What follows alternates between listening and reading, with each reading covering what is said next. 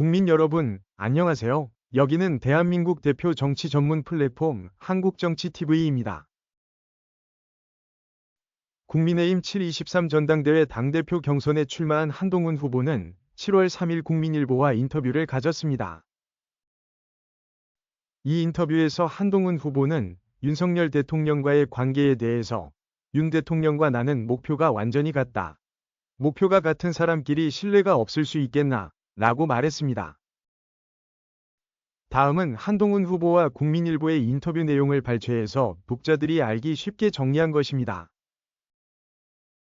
어대한이라는 관측이 나온다. 민심은 두려움의 대상이다. 세상에 어차피는 없다. 민심은 계속 지켜보고 있고 내가 어차피라고 말하는 순간 저를 향한 지지도 사라질 것이다. 앞으로 정치하는 동안 어차피라는 말은 안 쓰겠다. 민심을 평가하지 않고 두려워하겠다. 총선 후 정계 복귀가 빠른 것 아니냐는 의견도 있다. 총선 패배의 책임은 100% 저에게 있다. 사실 당분간 정치권에 돌아오지 않을 생각이었다. 하지만 40 총선 이후 우리 당이 민심에 부응하지 못하고 점점 더 위기 빠진다는 평가를 받았다. 죽기 딱 좋은 자리라고 말리는 분도 많았다. 개인적 안위만 생각했을 때는 일리가 있다고 생각했지만 당을 위해서는 지금 나서야 한다고 생각했다. 보수 정치인 중 가장 큰 팬덤을 보유하고 있다. 대단히 감사하다. 한동훈 개인이 좋아서라기보다 제가 가진 상징성이나 나라가 어떤 방향으로 가야 한다라는 공감대가 모인 것이라고 생각한다.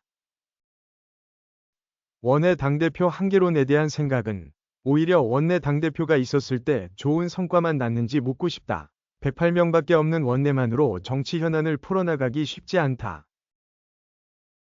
당의 텃밭인 TK 지지 기반이 약하다는 의견도 있다. TK에서 많은 지지를 해주고 계신다. 우리 당에 대한 영남권의 지지를 당연하다고 생각해서는 안 된다. 대단히 감사하는 마음으로 출발해야 한다. 영남권 지지자분들이 국민의힘 새로운 지도부에 원하는 것은 전국 정당으로서 승리하는 것이다. 그런 마음을 잘 받아들여서 실천해드릴 것이다. 민주당이 발의한 최상병 특검법이 상정됐다. 민주당이 특검을 고르고 무소불위 권한을 주는 특검법은 절대로 통과돼서는 안 된다. 다만 현실적으로 108석 의석을 갖고 계속 막을 수도 없다. 제가 대법원장이 추천하는 특검 방식을 제안한 것도 이 때문이다.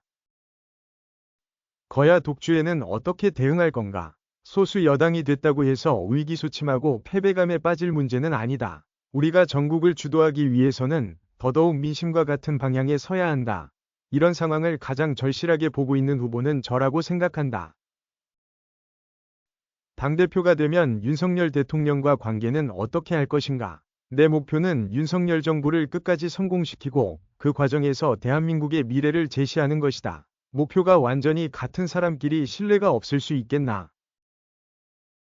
윤 대통령과 같이 일하면서 이견도 많았지만 토론하며 결국 서로 만족할 만한 정답을 찾아왔다. 난 그 과정이 매우 즐거웠다. 야권의 대통령 탄핵 거론은 어떻게 생각하나? 국민께서는 나라를 혼란에 빠뜨리는 상황을 원하지 않는다. 법적으로도 탄핵 요건에 해당하지 않는다. 민주당의 행태는 결국 국민께서 심판하실 것으로 믿는다.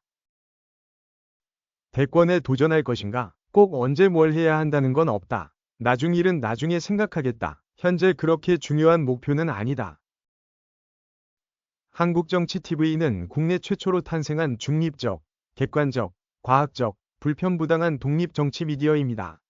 여러분의 구독과 알림, 자발적인 후원은 채널의 제작과 운영에 큰 힘이 됩니다.